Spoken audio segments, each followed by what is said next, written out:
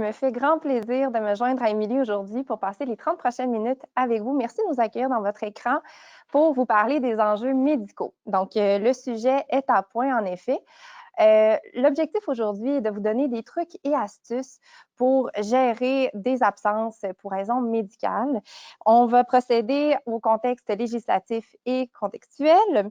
Ensuite, nous allons vous parler des informations médicales que vous pouvez obtenir et vous devriez obtenir. Et on vous indique également comment bien accompagner le salarié, vos obligations à cet égard-là. Tout d'abord, en ce qui a trait au contexte, je vais vous spécifier qu'on parle ici de maladies qui sont à titre personnel. Ce n'est pas des maladies dans le cadre de l'application de la loi sur les accidents du travail, des maladies professionnelles. Juste pour vous donner une idée, Claudia vous l'a dit, je pratique également en droit de la famille. Donc, si, par exemple, on vit une séparation et qu'on on subit par la suite une dépression parce qu'on le vit trop difficilement, eh bien, il se peut que ça l'affecte notre rendement au travail. Donc, c'est ce type de situation-là qu'on veut venir vous exposer, Émilie et moi, aujourd'hui. Dans le cadre du contexte législatif et contractuel, vous avez bien sûr les deux contrats très importants, le contrat de travail, la convention collective, que vous devez de regarder minutieusement. En effet, il peut y avoir dans le cadre de ces documents-là des clauses qui sont plus généreuses que ce que prévoit la loi. Donc, pour bien les appliquer, il vous faut bien les connaître, ça va de soi. Par la suite, on parle de, les lois générales, notamment le Code civil du Québec. Amélie et Marianne vous en ont glissé un mot. Donc, la prestation principale du travailleur, donc, c'est de fournir sa prestation, c'est son obligation principale, pardon. Donc, vous, comme corollaire, en fait, lorsqu'il y a une absence, eh bien, vous avez un droit de gérance. Ce droit de gérance vous permet, notamment en vertu de l'article 79.2 de la Loi sur les normes du travail, d'obtenir de l'information notamment sur le motif d'absence. Quant à la Charte des droits et libertés de la personne, comme vous le savez, ce qui est prévu, c'est que l'employé a droit à l'application de l'égalité sans discrimination, notamment en ce qui a trait à un possible handicap. Or, la Cour suprême, en l'an 2000, a mentionné que la maladie est un handicap en soi. Donc, par conséquent, en vertu de la Charte, vous devez d'être accommodant envers cet employé-là. Évidemment, on ne peut pas passer à côté, si on veut vous faire un portrait complet de la législation qui s'applique, on ne peut pas passer à côté de la loi sur les normes du travail qui vient établir des normes minimales d'emploi pour les salariés du Québec. Donc, cette loi-là va notamment venir prévoir le droit à l'absence maladie pour le salarié. Donc, à l'article 79.1, on encadre spécifiquement son droit à l'absence maladie qui peut être d'une durée de 26 semaines sur une période de 12 mois. Cependant, il ne faut pas déduire de cette disposition-là qu'après cette période-là, le salarié n'est plus du tout encadré puis qu'on n'a plus aucune responsabilité envers lui. Donc, on va y revenir un peu plus loin dans la conférence. Évidemment, en plus de prévoir le droit à l'absence maladie, on encadre également ce qui va se passer durant cette absence maladie-là. Donc, c'est important de savoir que le salarié conserve des droits durant son absence, notamment en ce qui concerne les régimes d'assurance collective, les régimes de retraite. Puis, c'est également important de savoir qu'à la fin de son absence, le corollaire du droit de s'absenter, c'est évidemment le droit de revenir à son poste par la suite. Ensuite, il faut également savoir qu'un salarié qui est absent ne va pas acquérir plus de droits qu'un salarié qui, lui, serait demeuré au travail.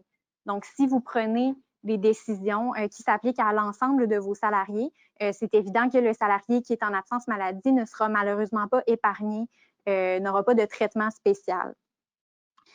Par la suite, il faut également être conscient que les salariés ont des recours légaux qui sont possibles en vertu des différentes lois dont on vient de vous parler.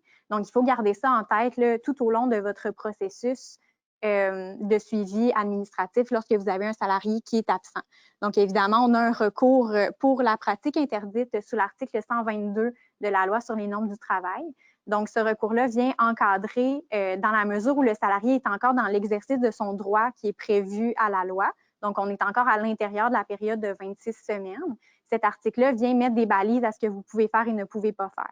Donc, dans la mesure où vous prendriez une décision là, qui est visée dans les différents cas d'espèces qui sont nommés à cet article-là, puis que ça serait pris de façon concomitante avec l'absence du salarié, lui pourrait intenter là, un recours pour pratique interdite. Il y a également le recours que vous connaissez sûrement très bien pour le congédiement sans cause juste et suffisante, là, qui est prévu à l'article 124. Ça, c'est pour un salarié qui aurait 2 ans de service continu. Ce qu'on veut que vous reteniez à ce stade-ci, c'est que l'absence pour maladie n'est pas une cause juste et suffisante à première vue pour congédier un salarié. Donc, on ne peut pas utiliser cette raison-là pour le congédier et penser être à l'abri d'un recours en 124. Si vous êtes en milieu syndiqué, votre salarié a évidemment accès à la procédure de grief qui serait prévue à la convention collective lorsqu'il y aurait violation d'une disposition de cette convention-là. Puis, finalement, à toute étape de son absence, le salarié a toujours accès à ses recours en vertu de la charte, charte que l'État vous a présentée précédemment. Donc, il y a accès à ces recours-là qui découlent spécifiquement de la charte.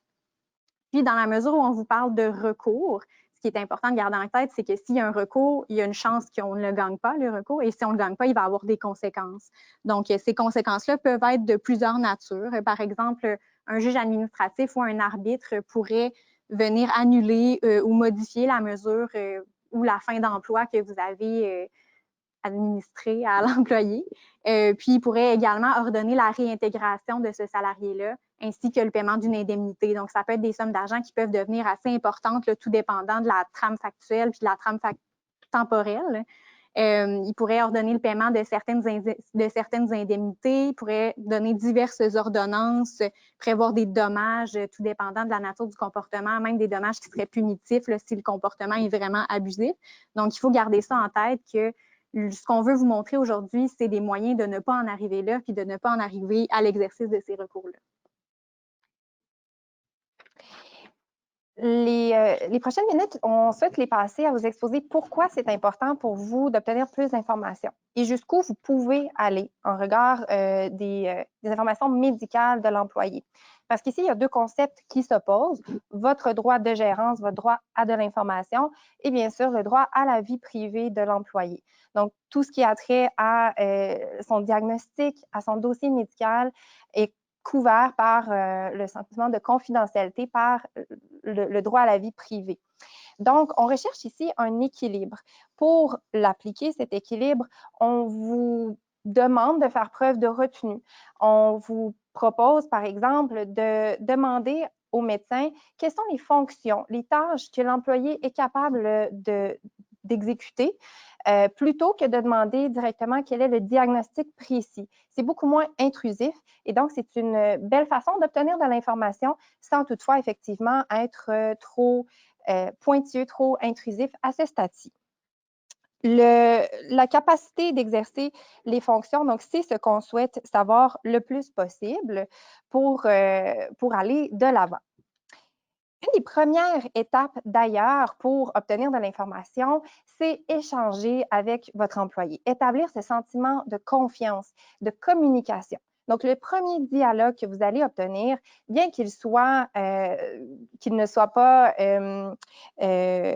formel, si on veut, donc c'est plutôt une discussion informelle, on pose des questions générales, on vous demande de prendre des notes.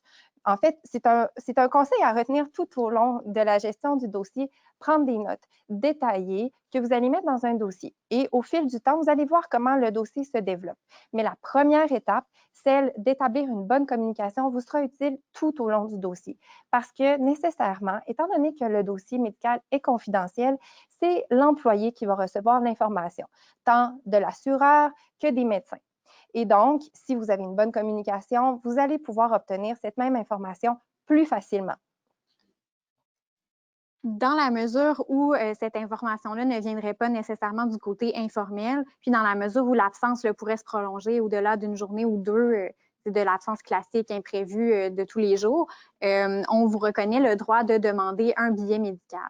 Ce billet médical-là, habituellement, il va pouvoir être demandé après une absence qui peut aller de 3 à 5 jours. Là, ce qu'il faut comprendre, c'est qu'à ce stade-ci de votre processus, le billet médical peut être très, très, très sommaire.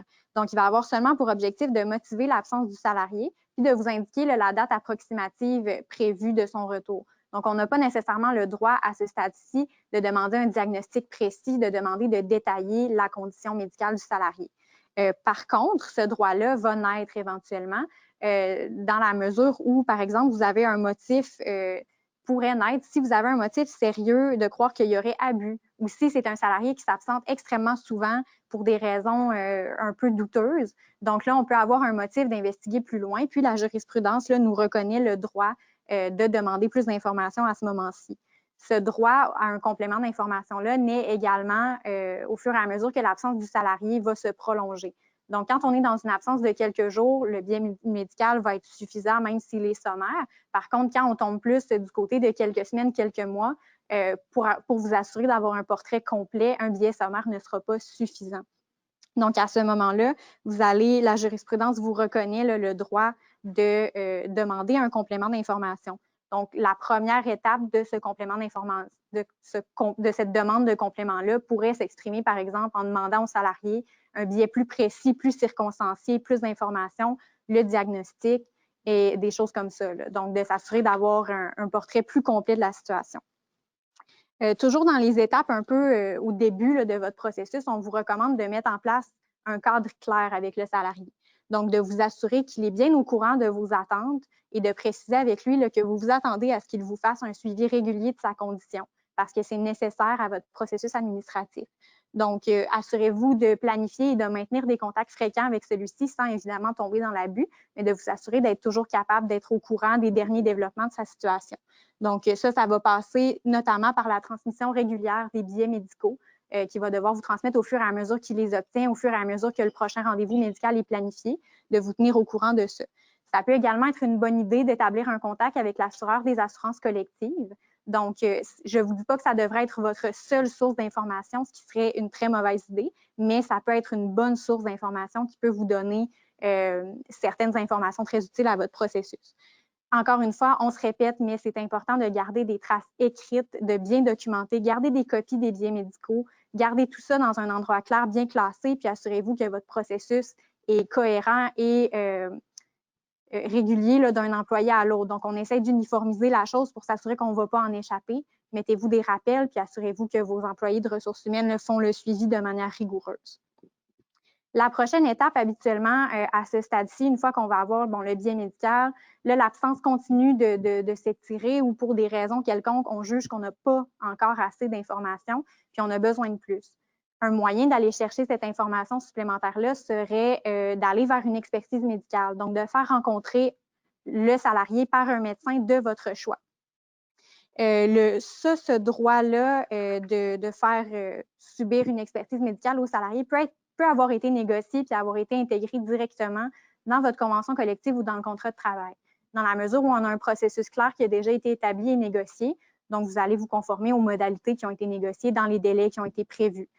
Par contre, si ce n'est pas prévu, vous avez quand même le droit de le faire dans la mesure où vous agissez toujours de manière prudente, avec bonne foi, puis de manière raisonnable. Donc, on n'enverra pas le salarié passer un examen médical à tous les mois pour revérifier à chaque fois s'il y a quelque chose de nouveau. On va s'assurer de le faire quand c'est pertinent pour le processus.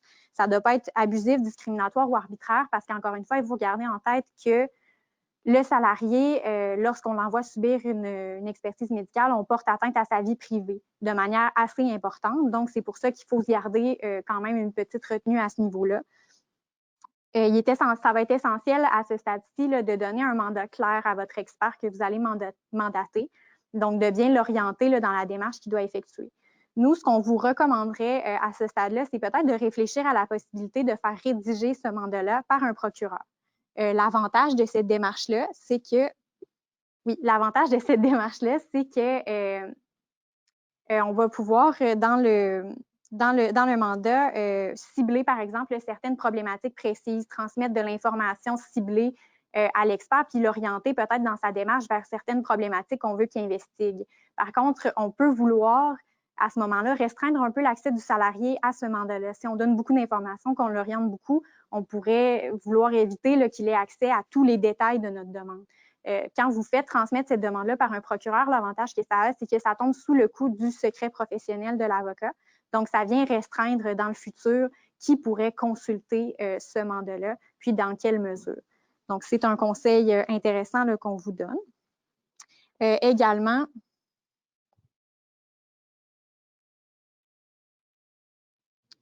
d'accord. Donc, une autre alternative qui serait envisageable plutôt que d'aller vers l'expertise médicale, ce serait plutôt de se tourner vers un questionnaire médical. Donc, au lieu d'envoyer le salarié chez un expert de notre choix, on lui remet une liste de questions à poser à son médecin et des demandes de clarification.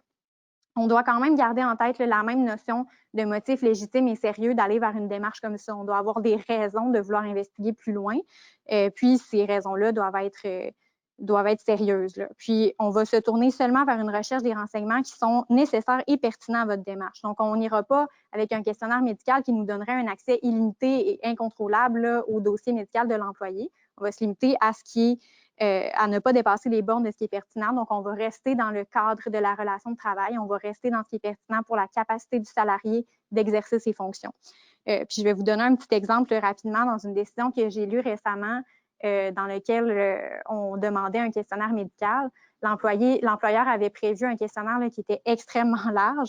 Donc, ça couvrait, il y avait beaucoup de questions. Je vais juste vous donner un petit échantillon, là, mais on demandait le diagnostic principal, secondaire, les détails de l'examen physique et de l'investigation, le degré de gravité des signes et symptômes, quels médicaments, quel traitement additionnel, est-ce qu'il va y avoir de la chirurgie, de l'hospitalisation, un rendez-vous avec un spécialiste, et la liste continuait très longtemps.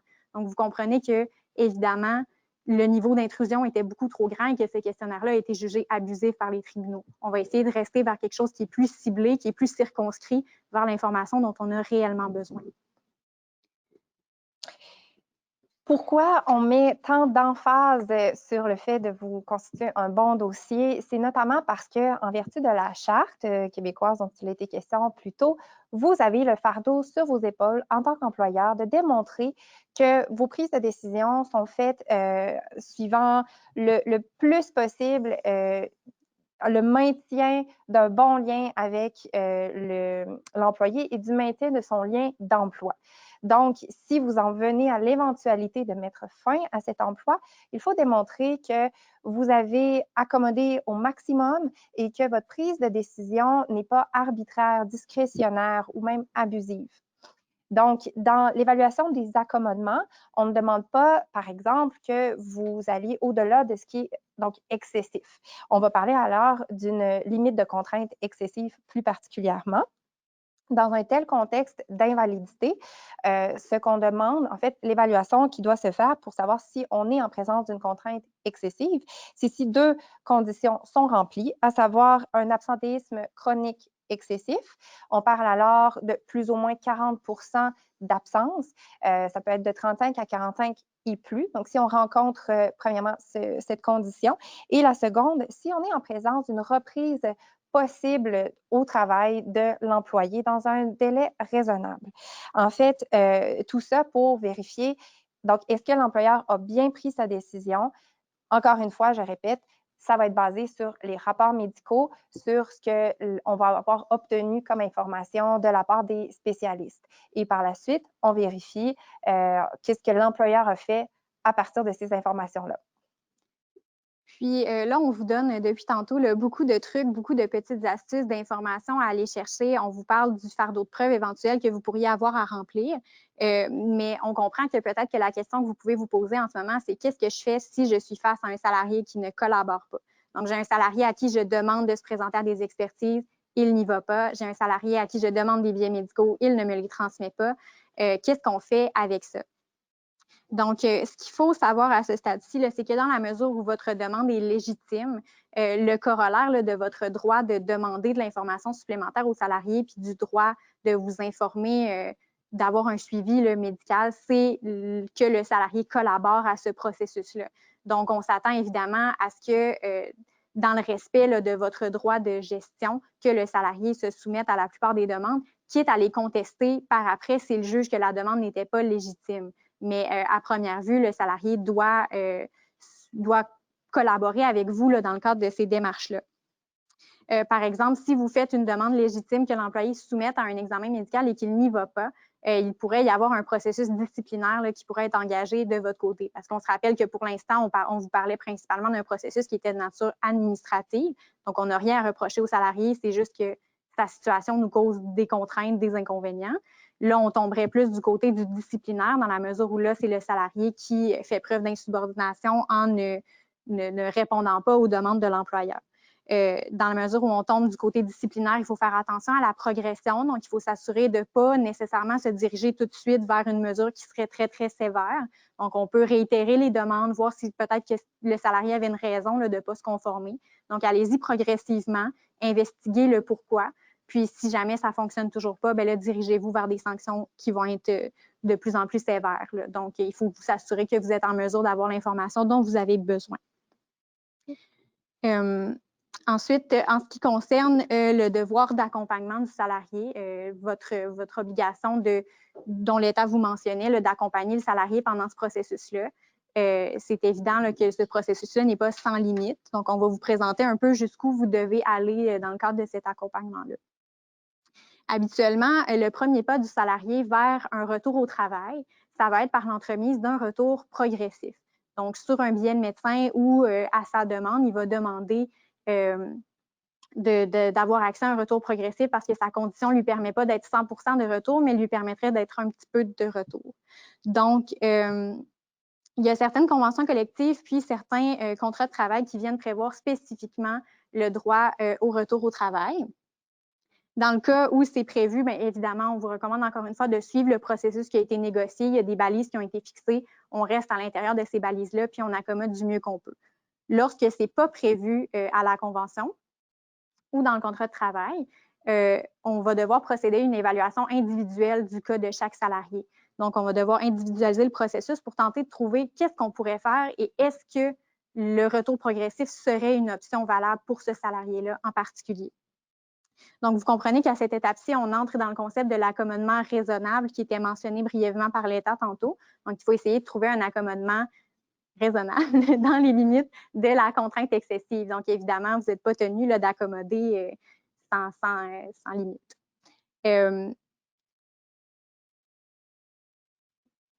Une des formes d'accommodement, justement, ça pourrait prendre la forme d'un retour progressif si la situation du salarié le permet. Dans ce cas-là, vous allez devoir évidemment faire preuve de souplesse dans l'application de votre norme. Donc, il ne faut pas oublier que vous êtes face à un salarié qui était absent pour une invalidité, qui a peut-être des limitations dans la tâche qu'il peut offrir, des limitations dans le temps pour lequel il peut travailler. Donc, vous allez devoir être souple et adapter vos exigences en vous assurant que vos attentes envers le salarié ne sont pas déraisonnables. C'est pour ça que ça va être important de rencontrer le salarié, de bien l'encadrer, de vous assurer de bien connaître sa situation. Puis ça, c'est ce qu'un bon suivi administratif va vous permettre d'avoir. En ayant toute l'information en main, vous allez être en mesure de lui proposer un compromis qui serait adapté à sa situation et qui serait également adapté aux besoins de votre entreprise. Ce salarié-là va évidemment devoir collaborer à la recherche du compromis, c'est-à-dire qu'il ne faut pas qu'il s'attende à trouver la situation qui va être 100%, qui va correspondre 100% à ce que lui avait imaginé, mais il faut bien s'assurer de trouver un équilibre entre les besoins et les droits de chacun. Évidemment que l'employeur n'aura pas l'obligation de créer un poste sur mesure de toute pièce parce que c'est ce que le salarié aurait voulu. Donc, vous avez des limites, puis c'est ce qu'on appellerait une contrainte excessive. L'objectif ultime, cependant, c'est que l'employé revienne et exerce ses tâches telles que avant l'événement ou la maladie, donc qu'il reprenne l'entièreté de ses fonctions. La question qui se pose alors, c'est est-ce qu'il est capable, cet employé, de fournir sa prestation de travail dans un avenir prévisible? Donc, deux éléments ici, l'improbabilité ou la probabilité qu'il retourne à ses fonctions et de savoir quelle est la prestation normale de travail qui est possible dans le futur. On veut à ce moment-là savoir s'il y a un pronostic sombre. Alors, le pronostic sombre serait de la part du médecin de déterminer que c'est improbable que l'employé retourne à ses fonctions, mais il peut mentionner toutefois que ce n'est pas impossible qu'un jour, il le fasse.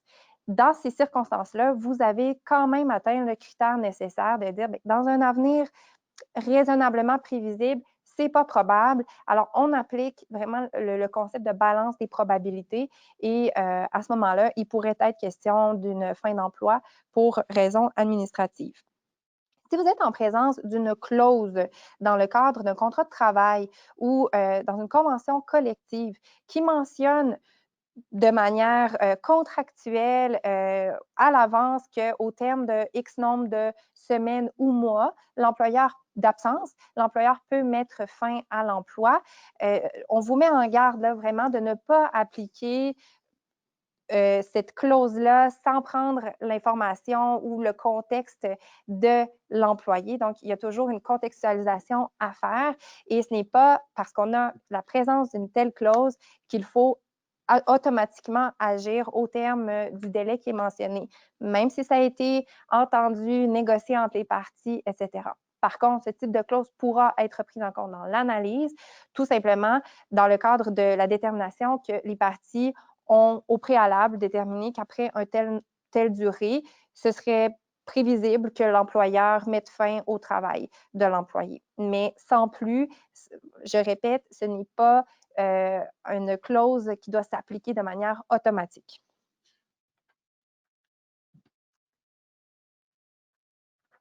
Je vais vous parler maintenant de l'arrêt Gaulin. Ce cas d'espèce, en fait, date de 2018. Madame Gaulin, qui était préposée aux bénéficiaires dans un centre de réadaptation, après un an et demi d'absence, en fait, revient en mars 2017 et a une crise d'anxiété à son emploi. Elle quitte et obtient un billet médical par la suite de quelques semaines, suite à quoi l'employeur met fin à son travail. L'employeur prétend que, compte tenu que l'employé, malgré l'information qu'il avait, n'était pas apte au retour au travail, compte tenu qu'elle a eu cette crise d'anxiété sur les lieux du travail, elle n'était certainement pas apte à revenir dans un avenir prévisible, comme je viens de le mentionner. Et de plus, compte tenu de ses fonctions, elle ne pouvait pas prendre soin d'autres personnes puisqu'elle-même avait besoin de soins ou démontrait donc de l'anxiété. Ce que le tribunal est venu dire, c'est que l'employé avait un billet médical, premièrement. L'employeur a émis des hypothèses qui n'est pas venu appuyer de faits de preuves médicales. Donc, c'est demeuré des hypothèses. La première hypothèse était à l'effet qu'elle n'était pas en fait apte au retour au travail, malgré l'information obtenue auprès de l'assureur en maladie.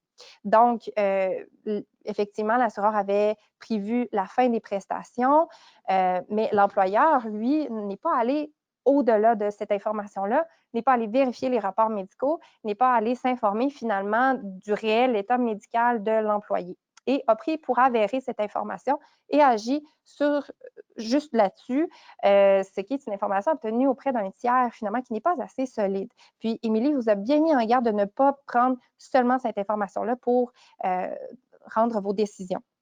Donc, premièrement, il y avait cet aspect. Et le second, qui n'a pas aidé l'employeur dans ce cas-ci, c'est qu'il prétendait effectivement que l'employé pourrait avoir d'autres événements de la sorte. Encore une fois, rien n'allait appuyer cette allégation-là. On demeurait dans l'hypothèse. Et pour ces raisons-là, en fait, l'employeur n'a pas eu gain de cause dans cette décision-là. Alors, conseil à ne pas suivre. Pour poursuivre un peu sur ce que l'État vient d'amorcer en vous présentant un exemple, on a repéré certains autres exemples de bonnes ou de mauvaises pratiques dans la jurisprudence dont on aimerait discuter avec vous. Donc, de mon côté, là, je vais vous parler rapidement de l'arrêt Fédération interprofessionnelle de la santé contre CHUM. Donc, ça, c'est une décision dans laquelle on avait une salariée là, qui a été congédiée de manière administrative en raison d'une absence de son absentéisme parce qu'elle souffrait de dépression et de la maladie de Crohn. Donc, ce qui est intéressant dans cette décision-là, c'est qu'on a comme un processus qui commence mal, mais qui finit bien. Donc, l'employeur s'est un peu mis les pieds dans les plats au moment où la salariée lui a demandé de bénéficier d'un retour progressif. Il lui a proposé de signer une entente de dernière chance en lui disant bon, parfait, ton médecin propose un retour progressif d'une durée de 3 semaines. Nous, on accepte ce retour progressif-là, mais après ces 3 semaines-là, tu n'auras plus le droit de t'absenter en raison de tes maladies là, déjà identifiées. Donc, tu ne pourras plus t'absenter pour ta dépression ni pour ta maladie. Donc, évidemment, ça, le tribunal est venu taper un peu sur les doigts de l'employeur en lui disant écoutez, ça, ce n'est pas une mesure d'accommodement qui est adéquate. On ne peut pas encadrer comme ça là, un employé qui souffre de maladies chroniques. C'est évident que la dame va devoir se réabsenter dans le futur. On ne pouvait pas lui demander là, de signer un document qui prévoyait d'avance qu'elle serait congédiée si ça réarrivait. Cependant, après ce petit écart de conduite, l'employeur s'est bien repris parce qu'il s'est assuré de faire un processus rigoureux. Il a fait expertiser la salariée par plusieurs médecins. Il a demandé notamment à son médecin personnel de rédiger une opinion très détaillée sur la condition de la salariée, de lui faire un très bon rapport d'expertise sur lequel il s'est appuyé. Ce rapport d'expertise-là venait établir un pronostic qui était très sombre pour la salariée qui, malheureusement, souffrait de 2 maladies de nature chronique. Donc, c'était certain à 90 % selon le médecin que ça allait recommencer, les absences, qu'on allait retomber dans ce cycle-là d'absence chronique. Donc, ce qu'il faut retenir, c'est que dans ces décisions-là, l'employeur il a fait un processus très solide, un bon encadrement de sa salariée malgré sa petite erreur au début. Puis que quand il a pris sa décision, il y avait vraiment toute l'information en main. Il s'est basé sur une très bonne expertise qui lui montrait que ce n'était pas possible que la salariée puisse reprendre le travail de façon normale dans un avenir raisonnablement prévisible. Donc, ça, c'est un bon exemple de quoi faire au niveau de votre processus, c'est que vous faites la preuve que vous avez pris votre décision de manière éclairée. Autre cas d'espèce, encore une fois, Émilie, c'est le bon cop, moi je suis le bad cop. Alors, cas à ne pas suivre, arrêt MAB Canada Inc. Dans ce cas-ci, encore une fois, on a un cas d'anxiété qui n'est pas relié, je précise, à l'emploi. Donc, c'est relatif à un décès dans la famille. Donc, cas d'anxiété, M. Dubé s'absente donc pour invalidité et l'employeur obtient plusieurs informations contradictoires. À la fois de l'assureur, il obtient de l'information à l'effet que ce n'est pas un cas, une question d'invalidité, que l'employé n'a pas le droit des prestations et donc qu'il est prêt au retour au travail. À l'opposé, on a un médecin traitant personnel de M. Dubé qui, lui, administre des notes médicales, des biens médicaux, excusant son absence pendant quelques semaines et mois. Donc, il juge de son côté qu'il y a une cause suffisante d'absence et qu'il est dans un cas d'invalidité. L'employeur, en fait, prend donc la décision de mettre fin à l'emploi de M. Dubé après lui avoir transmis une lettre pour lui dire, bon, mais M. Dubé, vous n'êtes pas présent à l'emploi, on vous demande de vous présenter. Pour nous, votre absence n'est pas justifiée, compte tenu de l'information que l'employeur retient, à savoir seulement l'information, obtenue de l'assurance. Il fait donc fi un peu des autres informations et biais médicaux. Suite à cette lettre, M. Dubé transmet un nouveau billet médical excusant son absence de la part du médecin traitant. Et encore une fois, l'employeur n'en tient pas compte parce que pour lui, c'est de l'information qui n'est pas nouvelle. On fait référence aux mêmes événements, à la même condition de monsieur. Et donc, il dit, bon, ben, pour moi, ce n'est pas suffisant et donc met fin à l'emploi. Le tribunal vient dire qu'il n'a pas agi de manière conforme, en fait, en tant qu'employeur. Il n'a pas tenté d'accommoder M. Dubé en ne faisant pas notamment les éléments suivants. Tout d'abord, demander accès aux informations médicales et non pas juste au dossier de l'assureur. Par la suite, il n'a pas soumis une demande à l'employé pour avoir une expertise médicale. Donc, il n'a pas demandé cette expertise. Plus tard, il n'a pas non plus convoqué, par exemple, l'employé pour avoir plus d'informations. Et l'erreur dont je vous ai fait part déjà, donc de s'être fié seulement sur le dossier d'assurance. Dans tout ce développement, l'employeur, donc, n'a pas fait preuve de diligence et n'a pas tenu compte de l'ensemble des documents mis à sa disposition. Par conséquent, donc, l'employé a été retourné au sein au travail. Donc, en conclusion, notre objectif, c'était de vous éclairer un peu sur ce processus qui est parfois complexe du suivi administratif d'un employé en invalidité longue durée. Donc, on espère qu'on a été capable de vous donner certains outils pratiques pour l'avenir. Ce qu'on voudrait que vous reteniez, c'est que justement, il y a un encadrement législatif très clair puis très complexe sur cette question-là. Donc, il faut toujours travailler votre dossier dans la perspective qu'éventuellement, vous pourriez avoir un fardeau à remplir. puis pour être assuré, si l'occasion se présente, d'être capable de justifier votre décision puis d'être capable de montrer que vous n'avez pas pris votre décision de manière arbitraire. Parce qu'évidemment, en tant qu'employeur, vous avez une entreprise à gérer, puis vous n'êtes pas tenu là, de maintenir indéfiniment le lien d'emploi d'un salarié qui ne peut pas fournir sa prestation de travail. Donc, si jamais, dans la mesure où c'est un processus très complexe, là, sachez que notre équipe est toujours disponible pour vous aider et vous encadrer là, au long de ce processus-là. Donc, on espère que vous avez trouvé le tout instructif, puis on vous remercie là, de votre présence aujourd'hui.